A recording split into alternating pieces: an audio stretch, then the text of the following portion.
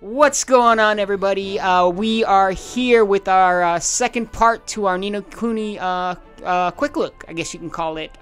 This is the we're gonna be doing two more different gameplay levels. I'm joined by Steven Akana, the brand manager on Ni no Kuni 2. Hey, how's it going, everyone?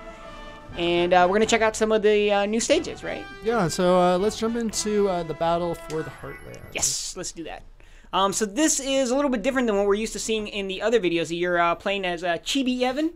Yeah, no, this is, so there's two different visual looks that are in Ni no Kuni 2 Revenant Kingdom. When you're in the overworld, the environments are very realistic, so it's kind of taking these chibi characters juxtaposed against a realistic looking environment. Once you get into a dungeon, it goes into that more traditional anime looking feel, which we'll actually get into in the other stage that we're going to be showing today. Sure. And then the other thing I noticed is it's not your traditional, third person walking around. This is a strategy element to the game. Or?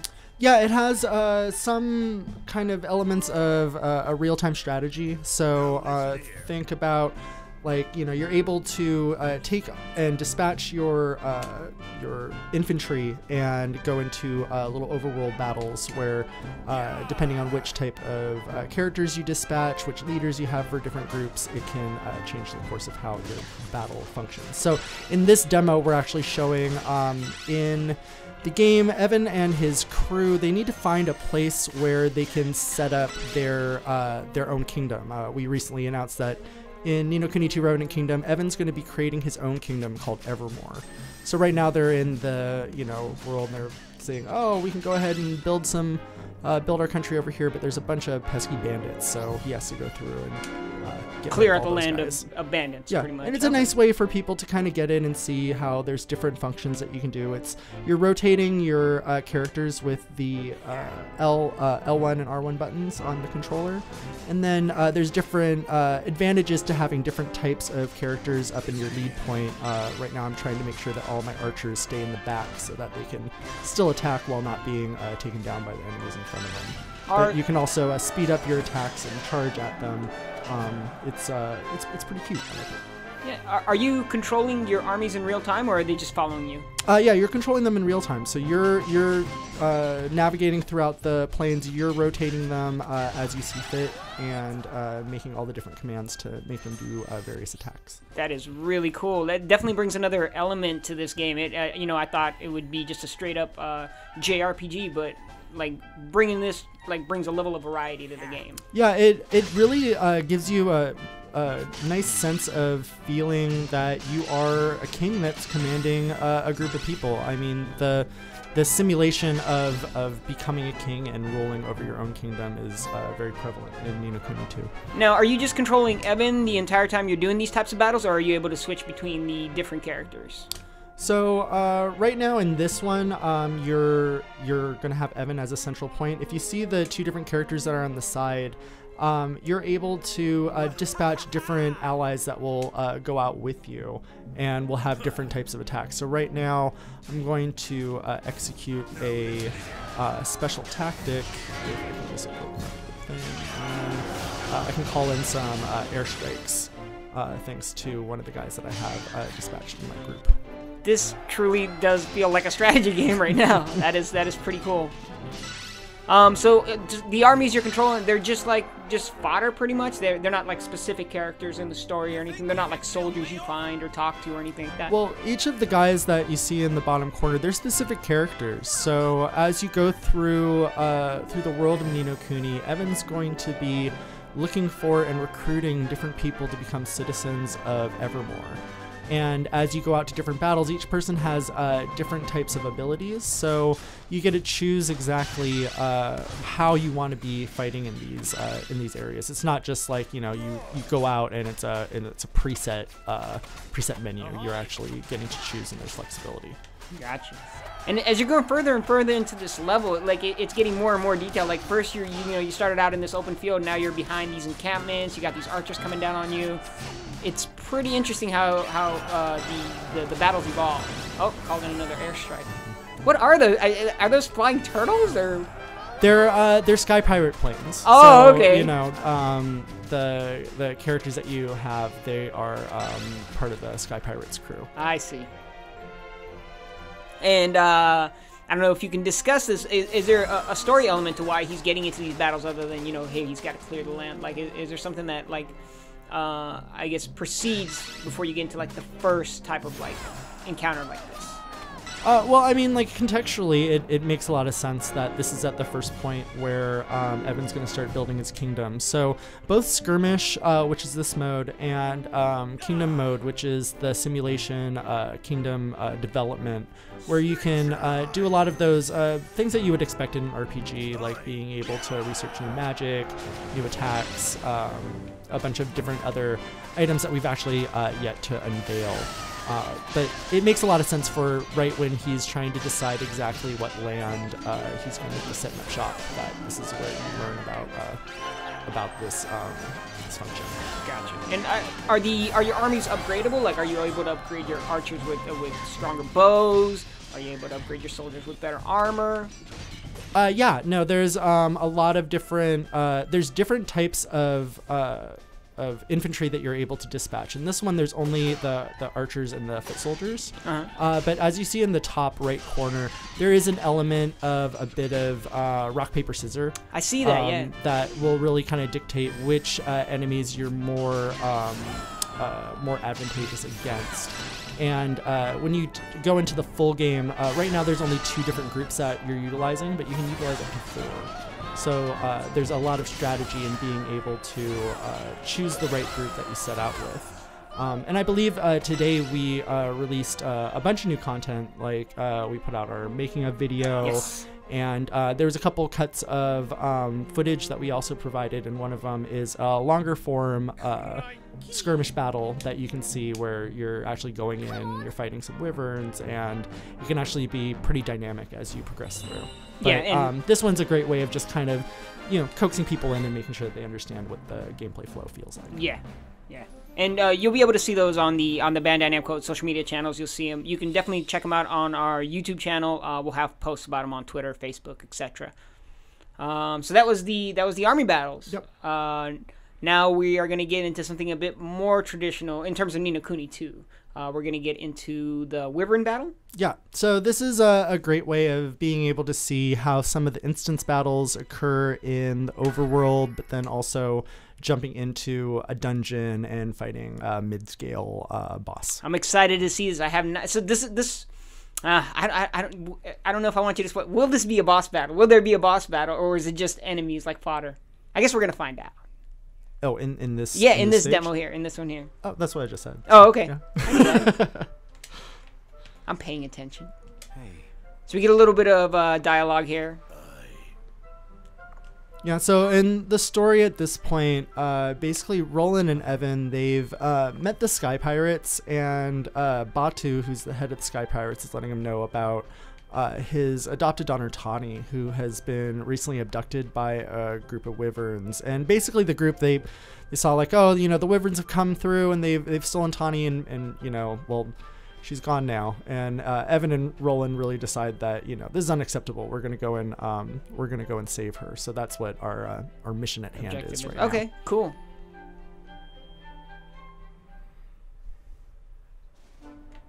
Okay, so now we're back into the chibi versions here. Hey. Do you prefer chibi, or you just call him something else? I mean, like, I watch a lot of anime, and you know, if I was to look at these, I'd definitely be like, oh, they're chibi. They're you know, small body, big head, super cute. One of the things you can't really tell while just watching the video, but you know, these little sparkly items you're able to walk through and collect different pieces, either gold that you can use for spending, or different items that are used for crafting within your kingdom. And a lot of games, like, you'll see items you have to walk up, you got to press a button to be able to actually pick up the item, but you just walk through them in this one, so it's actually kind of nice. You're just going from piece to piece and give me all the things. So here we see a little bit of the combat. I don't know if you remember last time, Steven, but Roland had a different sword the last time we played, the first time we did the quick look. Yeah, no, there's different swords that and different weapons that you're able to equip to all the different characters. Nice. Okay, so that is customizable. That is cool. Yeah, and one of the screenshots we actually put out today, there's also different costumes that you're able to equip. So we just showed one image, and it's of Evan wearing Oliver's costume. Oliver being... From the first Nino... That's right, I saw he was wearing the blue tunic, right? Yeah. That looks so cool. That is a nice callback to the first Nino. Excited.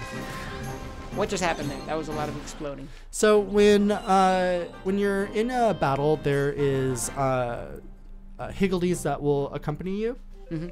And the different Higgledies have different abilities that they're able to utilize. So I was just using one of the dark elemental Higgledies, and they provide a dark matter attack. But when you see those circles of influence that you can walk into, there's an icon that lets you know that you can press a button. And as you do that, then the Higgledies will take on those commands. But then also at the same time, throughout the battle, they'll do different things to kind of draw aggro, and they're almost like your passive party member. So in this demo, you can only play as Evan, but in the full game, you're able to switch between all of your other party members on the fly. So if there's a full game, I could switch directly over to Roland, and once you get to a certain point in the game, you're able to have 2 other party members. So you'll have 3 people plus the Higgledies. It kind of makes it a full set of 4. Cool. One thing I did notice while you're traversing around this area is the scale of the map looks huge in this game. Yeah, no, it's really big, and it's gorgeous. Like being able to walk through and just see this world that, right now it has a very mountainous desert kind of look and feel, but there's a lot of different world environments that really creates a lot of variety for your adventures and exploration in Yumikuni. Yeah, referencing back to the video that we put up, the behind the scenes, it actually Hino-san, he talks a lot about Golden Paw in that video, which is another area in the maps, right? So yeah, a lot of variety. Yeah, that place, it's actually, they modeled it after, if you check out the first behind the scenes Enter the Anime video that we put out, there's a little bit more information about it, but it's cool because they referenced Taiwan when thinking about the design, so like thinking about like night markets, stuff like that. Mm-hmm. And the team actually went there and did a lot of creative explorations to make sure that the visual aesthetic really met what they were trying to achieve. I think it's pretty cool in how the team really focuses on research and the way that they handle their creativity and creation. Definitely. Bringing back to the map, actually, I don't know if you know, but we actually just opened up a special promo where if you pre-order the game on the Bandai Namco store, and we'll have a link in the description of the video, you're actually able to get a full, or like a replica of the map of the world. It's a pretty nice looking map, sturdy. It's definitely got that old school feel to it. So if you're into that, be sure to check it out. On the description, just click the link and you'll be able to see the map on the Bandai Namco store. Yeah, definitely check it out. It's a nice little bonus for getting the collector's edition. Yes, yeah. So if you pre-order the collector's edition of the game from the Bandai Namco store, you'll be able to get it. And we'll have like a little slide at the end showing you what it looks like and stuff like that, so you'll be able to check it out and see if that's something you're into. But I highly recommend it if you are a completionist or a collector. So now you are battling mini rivers? Yeah, so, when you get into battles, as you saw, like, you're walking on the map, you can identify enemies that are there, and you can either walk into them to be able to jump into battle, or you can simply run away and avoid them if that's what you need to do at the time. One thing I noticed is the enemies actually appear on the map, so there are no random battles, or how do the battles work? You're always able to see the enemies on the map? Yeah, there's no like, walk through a field and then just like a random, screen crash and it goes into a battle. You're going to know if you're going to go into one in the overworld. When you're inside of a dungeon, all the battles are seamless. So you're actually going from one battle to another. There's no like result screen or, victory screen. Mm-hmm. It just kind of continues from one to another. And you were talking about the party members earlier. I think we revealed 2 more party members, right, in the latest video. There's, I can't remember her name. She's kind of a mechanic. Bracken. Bracken, and, that's right. Zip Vector. Yeah.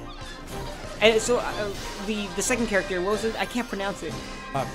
Is it Vector? Zephyr, yeah.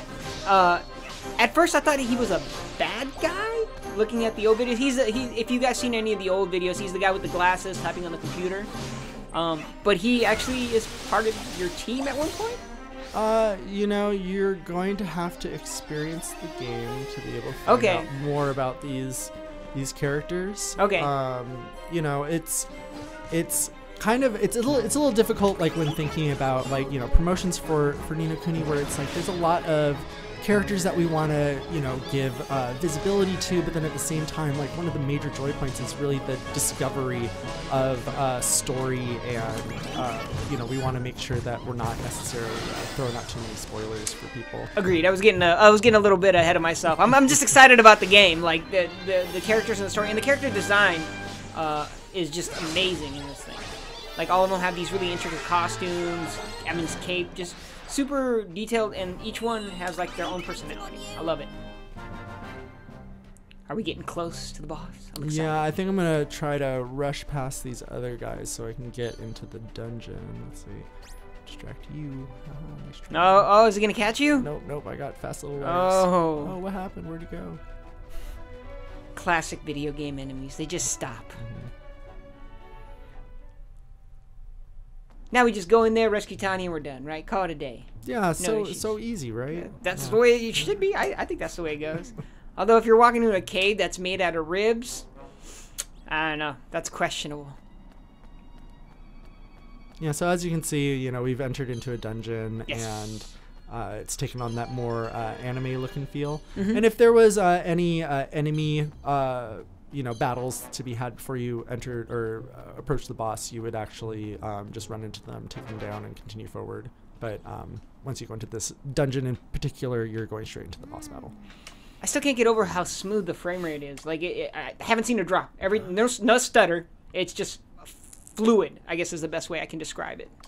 I mean, that's something that's really important when you figure that, you know, one of the main objectives of the team is to create an experience that really bleeds the line between a video game and a theatrical experience. Yes. So there was a lot of care taken into just that pacing and quality standard to make sure that, you know, you can become immersed and there's no jarring moments that are really going to pull you out of that fantasy. One thing I'm also loving is the music by Joe Hisashi? Joe Hisaishi? Hisaishi, I'm sorry, I pronounced it wrong. I was thinking of a different character in a fighting game. But yes, him. It's epic, is the best way I can describe it, I guess. Do you have any like tidbits you can give us about the music? Was he pumped about it?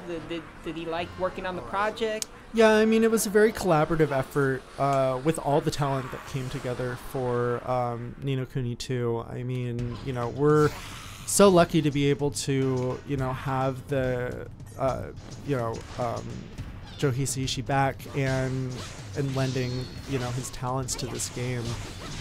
It was very essential in how the quality of the first game really came together, and the fact that, you know, he's been involved in so many Ghibli projects before, that it really helps establish an experience that is something really special.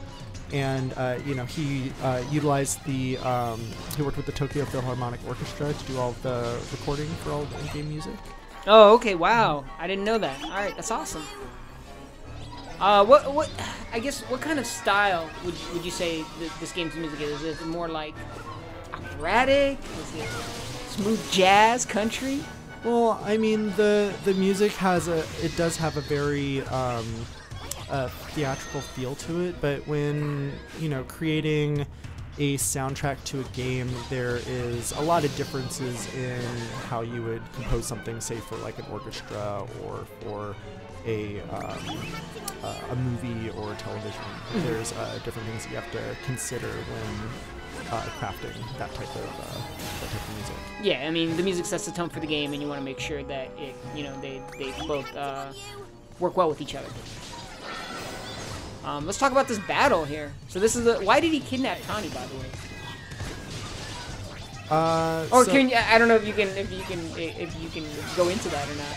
Yeah, well, I mean the Wyverns feel that this is their territory. So I'm not going to say exactly why they kidnapped Tawny. Sure. That's, once again, discovery Yep. is what we want. Is important. Don't want to spoil. Okay, fair enough. And it looks like you're halfway through with this guy. Yep. I think I just saw your buddy Lofty come up. Am I missing something, or was that just one of the Higgledies that looks like Lofty? That was probably one of the Higgledy. sun form Higgledies. Ah, okay. Can you talk about a little bit of what just happened there? So if you stun an enemy at the right point, you're able to go into an awakened state where you're able to have overpowered attacks, and you can utilize multiple special attacks without having to utilize what would have normally been one of those blue gems that you see above the life bar. Every time you're doing physical attacks, it helps fill up those gems, but every time you want to use a special attack or one of your skills, then it's going to require you to continue to hit people and make sure that you have those blue orbs. I see. The other thing, obviously, I think people have noticed is the combat's very different compared to Ni no Kuni 1. Ni no Kuni 1 was turn-based combat. This is all real-time. Which do you prefer? What feels better? So, I mean, I love turn-based RPGs. I think that, the previous Ni no Kuni was kind of a hybrid. There was open movement, but when you brought up your action palette, basically, it would freeze the game, so you could make choices of what type of attack you want to do, if you want to switch to one of the familiars or one of your other party members. So I think this one actually it feels very modern. It is a nice way of it feels balanced in how you have different things that you're thinking about, whether it's like what are the different things that Higgledies can do, what is the skill set that Roland has or Tawny has, or whatever your whoever your other party members are. So I think that it actually is it's a nice graduation to a new gameplay style that I think people will really dig. Now, you mentioned you're able to switch between characters. When you switch between the characters, are you still able to control the Higgledies in combat?